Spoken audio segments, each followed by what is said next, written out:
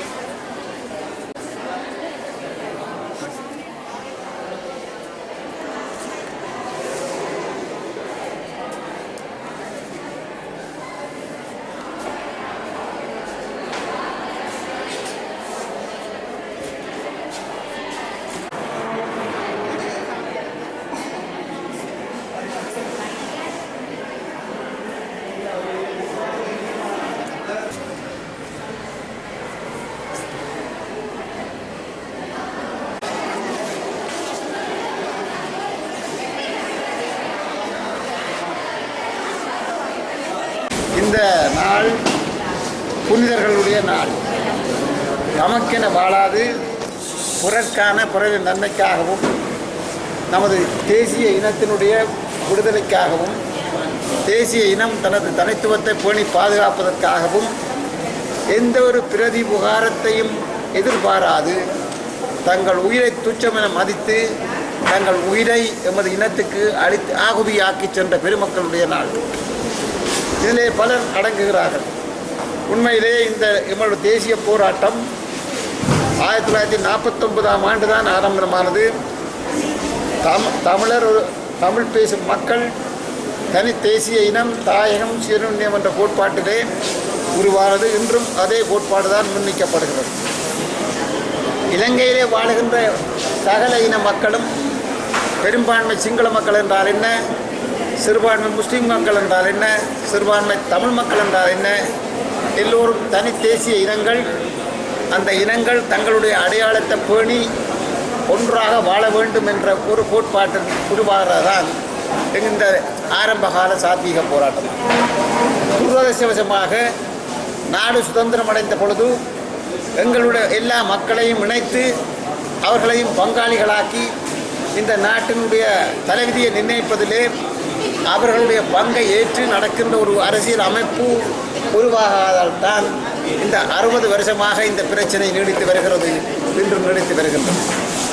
ஆகவே இது ஆரம்பத்தில் சாத்வீக ரீதியில் பின்னர் ஆயுத போராட்டமாக பரிணமித்தது. சாத்வீக ரீதியிலே உருவாகின இந்த போராட்டம் உண்மையிலே அரச பயங்கரவாதத்தினாலே அடக்கி ஒடுக்கப்பட்டதன் விளைவே ஆயுத போராட்டமாகும். சாத்வீக ரீதியிலே நடந்த இந்த போராட்டத்தில் 1961ஆம் ஆண்டு வடகிழக்கு மாகாணம் 3 மாதங்களுக்கு அரச நிர்வாகமே ஸ்தம்பித்தது. நீங்கள் எல்லாம் அப்படி நடந்ததோ என்று கேட்பீர்கள். வடகிழக்கில் அரச நிறுவனங்கள் ஒன்றும் இயங்கவில்லை. அந்த போராட்டத்தில் நாங்கள் பல்கலைக்கழக மாணவர்களாக இருந்தபோது அதிலே நாங்கள் பங்கு பெற்றினோம். ஏப்ரல் 17ஆம் தேதி தான் கடைசி நாள்.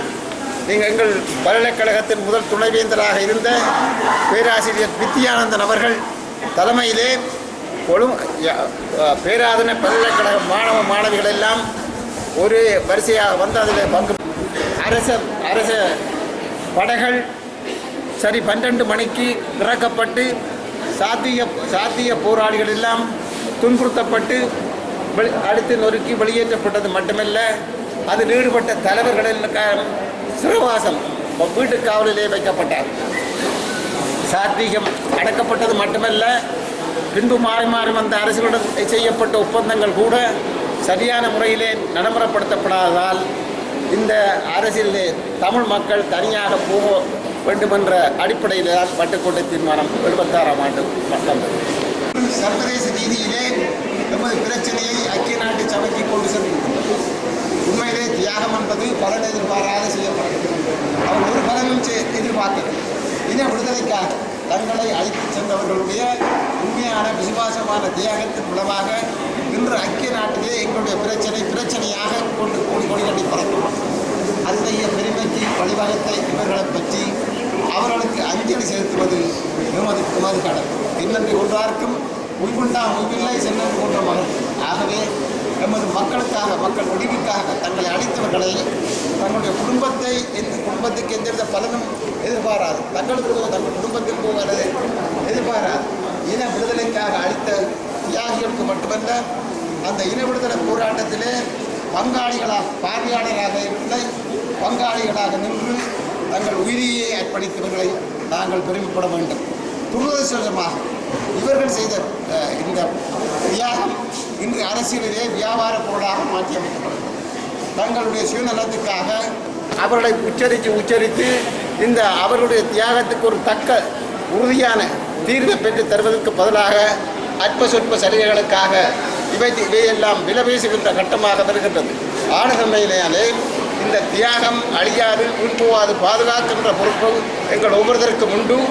அவர்களுடைய தியாகத்துடைய கனத்தை பரிமாணத்தை எவரும் மறக்க முடியாது, அசைக்க முடியாது, பார்த்து கொள்ளுகின்ற பாரிய பொறுப்பும் எங்களுக்கு உண்டு என்பதை இந்த சந்தர்ப்பத்திலே உங்களுக்கு நான் அழுத்தி கூற விரும்புகின்றேன்.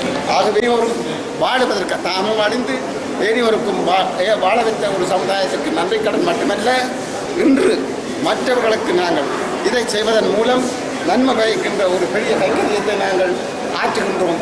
ஆகவே உங்களுடைய பணி நல்ல பணி, எமது சமுதாயத்தினுடைய விடுவிற்காக உழைக்கின்ற ஒரு பணியில் பங்காளிகளாக நாங்கள் ஆகின்றோம் என்பதை கூறி இந்த சந்தர்ப்பத்திலே சில வார்த்தைகள் கூறுவதற்கு என்னை அழைத்து அனுமதித்த உங்கள் எல்லோருக்கும் நன்றி கூறி விட வருகிறேன். வணக்கம்.